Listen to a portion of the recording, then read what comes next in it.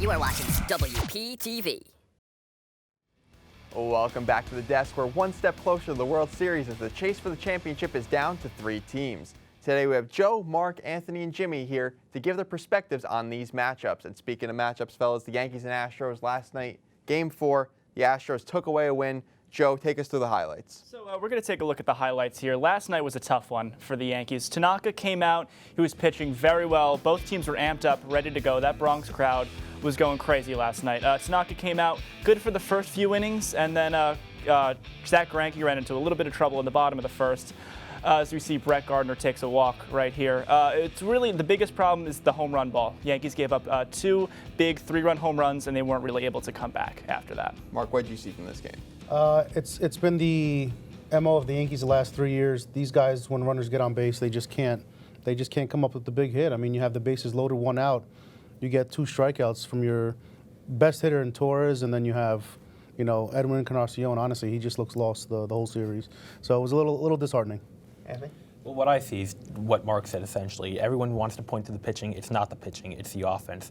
What you got to look for here is when you have the bases loaded and 2 outs in the bottom of the first, you've got to take advantage. At that point, Gary Sanchez could have put the game away, and he just didn't, and that's why the Yankees lost this game. Jimmy, what did you see from the stats in this game? Well, besides that Game 1, Dante, this has been a very one-sided series. Okay, the Astros have outscored the Yankees. Their pitching has looked superior. It's just not been fair on the Yankees' part. And like I said, besides that Game 1, the Astros just dominated. You look, the runs even, but the Astros 8 hits to 5, 1 to 4 errors. The Yankees have left 10 men on base. The Astros have left 8 extra base hits. Kind of even, only 3-2. But overall, when you've looked at the Astros versus the Yankees, it's been complete domination on Houston's part. Let's stick with the ALCS here. The matchup had big names up and down both rosters. Still now, if the series ended today, regardless of outcome, Joe, who would your ALCS MVP be? I think just compared to how he's done against his contemporaries, I got to go with Masahiro Tanaka. So Tanaka, this playoffs, again, last night he imploded a little bit with the 4 runs. But overall, the postseason, 2.25 ERA, 2 wins, and it's the innings. He's been giving the Yankees length. That's something that the rest of the pitchers haven't been doing, and that's why I got to go with Tanaka. Mark? For me, the most pivotal game in any series is the Game 3. It's a swing game. Garrett Cole didn't have his best stuff, but, I mean, he shut down the Yankees when it mattered most, when people were on base. He's my MVP for the playoffs, not just the ALCS. I have to go with Carlos Correa.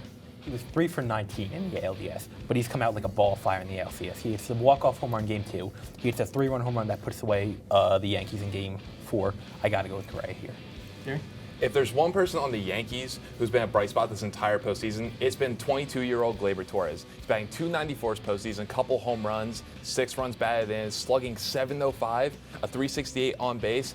I gotta go with Gleyber Torres, the future of the Yankees, 22 years old, and the future only looks brighter from here. Now on the flip side, the Nationals made quick work of the Cardinals. It was funny, last week we talked about them not even supposed to be in the NLCS. Now the NLCS is already over.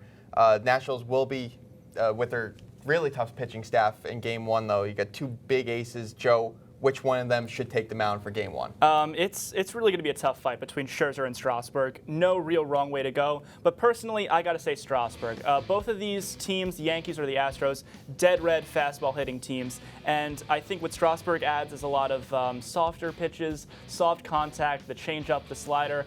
I got to go with Strasburg, and you just look at the numbers, they speak for themselves. 1.8 ERA in 20 innings. It's really unbelievable. Mark, what are you seeing from the numbers there? I personally, if I had to pick, it'd be Strasburg. I mean, if you look at his career percentage in the playoffs, he's a 1.1 ERA.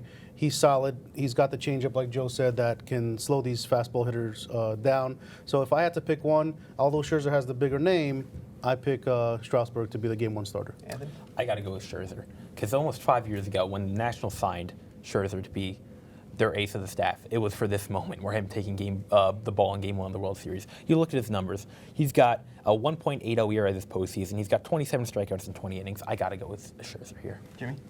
Yeah, I'm actually going to go with Max Scherzer here also because if you look at the Yankees and Astros, despite who wins, those are the two of the best teams in the entire league. And if you lose that game one, which even with Strasburg or Scherzer on the mound is very unlikely, you want to have your rebound guy. Strasburg has been amazing in the postseason his entire career. You want him as that game 2 starter. Then you get to go to Corbin for game 3. But give your ace, give Mad Max the ball for game 1. Let him go out there and show what he can do. Nationals punched their ticket. The Yankees and Astros still duking it out. As it stands right now, 3 teams remaining. Joe, who's winning the World Series? I got to go with the team that has faced the most adversity out of any of these teams. They started 18-31. Now they're here. I mean, Corbin, Scherzer, Strasburg, Anibal, Sanchez. That's the best rotation in baseball. Washington Nationals any day. Mark? Me, honestly, I have the Astros. They're going to be, to me, arguably the best team in baseball. So it's going to be the Astros. They have the top 2 pitchers in baseball. And then if you think about it, they also have one of the best 1-2-3 combos in the lineup, so I'll say Astros. Anthony? It's the Astros for me. They faced some adversity in the ALDS. The Rays took them to Game 5, and they lost Game 1 of the ALCS. And everyone's saying, oh, wow, look at the Astros might fall apart here. They've been on fire the past 3 games. You got Altuve, you got Correa, you got Yordan Alvarez. That lineup's too good. You pair that with Verlander and Cole, the Astros are your World Series champions. Jimmy? Yeah, my confidence with the Yankees is at a season low. And when you look at the matchup standpoint between the Nats and the Astros, it's kind of even in terms of starting pitching and offensively. But I think the Astros are a more talented team. I think they take care of the Nats in probably about 6 or 7 games. No one willing to bet on the Yankees taking 3 straight games. No. Not even the Yankee fans on this block, which are all of you. Oh, yeah. It's a tough go. That's a shame. Big shame. Oh, we can't wait to see how it all plays out over the next few weeks. Now the desk is getting our sticks and heading down to the ice to talk some NHL. Keep it locked.